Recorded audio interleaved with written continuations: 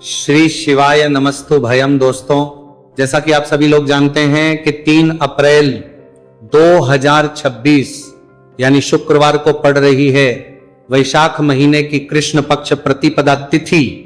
और दोस्तों, यह वह तिथि है जो वैशाख मास में पड़ने वाली सबसे बड़ी तिथि है, क्योंकि यह शुक्रवार के दिन पड़ रही है और इसका बहुत ही बड़ा और विशेष महत्व होता है। पूज्य गुरु जी ने कहा है कि अगर कभी भी मौका लग जाए और वैशाख महीने की प्रतिपदा तिथि शुक्रवार को पड़ जाए तो आप लोगों 11 चावल के दाने का उपाय तो अवश्य ही करना चाहिए। इन दोनों का संयोग बहुत ही कम आता है। इसी के साथ में गुरु जी ने अपने शिव पुराण कथा में बताया है कि इस दिन आपको 11 चावल दाने का उपाय तो आपको अवश्य ही करना चाहिए, क्योंकि ऐसा दिन पूरे साल में सिर्फ एक ही बार आता है। और दोस्तों, आप सभी लोग जानते हो कि शुक्रवार प्रतिपदा तिथि का अगर सबसे बड़ा कोई उपाय है तो वह 11 चावल के दाने वाला उपाय है।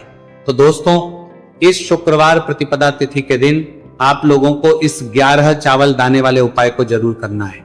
बहुत सारे लोग होंगे जिन लोगों ने इस उपाय को ना किया हो, मतलब पूरा साल निकल गया, उन्होंने किसी भी दिन इस 11 चावल के दाने वाले उपाय को ना किया हो। पर दोस्तों, आपके पास एक आखिरी मौका बचा हुआ है, जो कि 3 अप्रैल शुक्रवार प्रतिपदा तिथि के दिन है। तो इस दिन आप लोगों को इस वाले उपाय को जरूर कर लेना है। भले ही आप पूरे महीने भर इस उपाय को ना किया हो, पर अगर आपने इस वैशाख महीने की प्रतिपदा तिथि के दिन अगर इस वाले उपाय को कर लिया तो आपको इस उपाय को करने का वह फल मिलेगा जिसकी आपने कभी कल्पना भी नहीं करी होगी। इसीलिए आप लोग इस वाले उपाय को एक बार जरूर कर लेना है, ताकि आप लोगों के हाथ से यह मौका ना जा सके और आपको इस उपाय को करने का फल मिल सके। दोस्तों, यह उपाय पंडित जी ने अपनी अभी की ही श्री शिव महापुराण की कथा में बताया है जी। इस उपाय को आज हम आपको बहुत अच्छे से समझाने वाले हैं। इस वीडियो को देखने बाद इस उपाय को समझने के लिए आपको कोई और वीडियो को देखने की जरूरत नहीं पड़ेगी। तो चलिए दोस्तों, उपाय को शुरू करते हैं।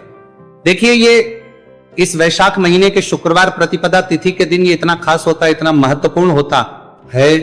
देखा गया कभी कभी बड़े बड़े पूजा पाठ अनुष्ठान से जो मनोकामना पूर्ण नहीं होते, वो वैशाख महीने के शुक्रवार प्रतिपदा तिथि के दिन एक छोटे से उपाय करने से ही आपकी मनोकामना पूर्ण हो जाती है।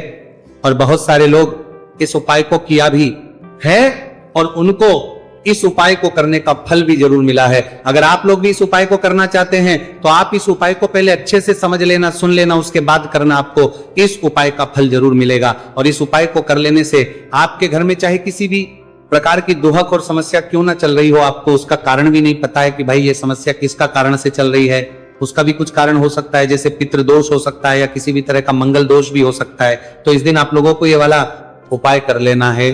ये एक ऐसा उपाय है जिस उपाय को अगर किसी विशेष दिन पर किया जाए तो भाई उस विशेष दिन का जो है वो तो हमें मिलता ही मिलता है, पर हमने उस दिन पर इस उपाय को किया है तो हमें उससे भी बड़ा फल मिलता है, और फल बहुत जल्दी मिलता है, क्योंकि आप इस उपाय को बहुत ही बड़े और विशेष पर कर रहे हो। तो चलिए अब उपाय के बारे में बात करते हैं, लेकिन उससे पहले आप लोगों को यह जानना आवश्यक है कि आखिर यह उपाय किस समय करना है, किसको करना है और कैसे करना है। तो चलिए हम आगे आपको वीडियो में एक एक करके बता देते हैं। लेकिन उससे पहले अगर आप लोग हमारे चैनल पर पहली बार आए हैं या फिर मेरी आवाज आज पहली बार सुन रहे हैं तो हमारे चैनल वास्तविक जानकारी को सब्सक्राइब जरूर कर लेना, और इस वीडियो को करके कमेंट बॉक्स में श्री शिवाय नमस्तु भयम ओम नमः शिवाय जरूर टाइप कर देना।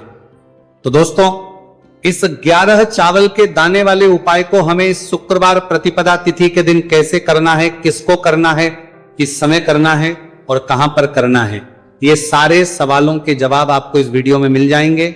और जो ये वीडियो देखेगा भाई, उसको 11 चावल के दाने वाला उपाय जरूर करना चाहिए, क्योंकि इस दिन एक चावल के दाने का बहुत ही बड़ा और विशेष महत्व होता है। और जब बात आ जाए 11 चावल के दाने की तो यह सोने पर सुहागा वाली बात हो जाती है, और यह एक बहुत ही बड़ा उपाय हो जाता है इस शुक्रवार प्रतिपदा तिथि का। तो अब दोस्तों, इस 11 चावल के दाने वाले उपाय को आखिर करना किसको है, सबसे पहले हम लोग वो बात जान लेते हैं। तो देखो, घर की जो बड़ी माताएं बहनें होती हैं, उन माताओं बहनों में से कोई भी एक बड़ी माता बहन इस वाले उपाय कर सकती है। और दोस्तों, अगर आप चाहे तो अपने घर में से सभी सदस्यों को भी इस उपाय को करवा सकते हैं। अगर किसी व्यक्ति की खुद की कोई मनोकामना है, खुद की कोई दुख और परेशानी है जो कि वह अपने लिए ही करना चाहता है, इस वाले उपाय को तो वह खुद अपने लिए भी कर सकता है। बाकी अगर कोई घर में से ऐसा है जो कि अपने पूरे घर परिवार की सुख और शांति के लिए या वाला उपाय करना चाहता है, तो भाई वो भी कर सकता है, उसमें भी कोई दिक्कत वाली नहीं है। कहने का मतलब यह है कि इस उपाय को हर एक सदस्य भी कर सकता है और पूरे घर परिवार के सदस्य के लिए घर की बड़ी माताओं बहनों में से कोई एक माता बहन भी कर सकती। माताएं बहनें अगर घर में उपस्थित ना हो या वह ये वाला उपाय ना कर पा रही हो, तो फिर घर का कोई बड़ा सदस्य भी इस 11 चावल के दाने वाले उपाय को कर सकता है, चाहे फिर वो पुरुष ही क्यों ना हो, उसमें कोई भी दिक्कत वाली बात नहीं है। अब दोस्तों, इस 3 बल के दाने वाले उपाय को हमें करना कहां पर है? हमें इसे शिव जी के मंदिर में जाकर करना है। बहुत सारे लोग प्रश्न करते हैं, हर एक उपाय को करते समय क्या हम इस उपाय को घर पर कर सकते हैं? तो इस वाले उपाय को आप घर पर नहीं कर सकते हो। इस वाले उपाय को करने के लिए आपको शिव जी के मंदिर ही जाना पड़ेगा।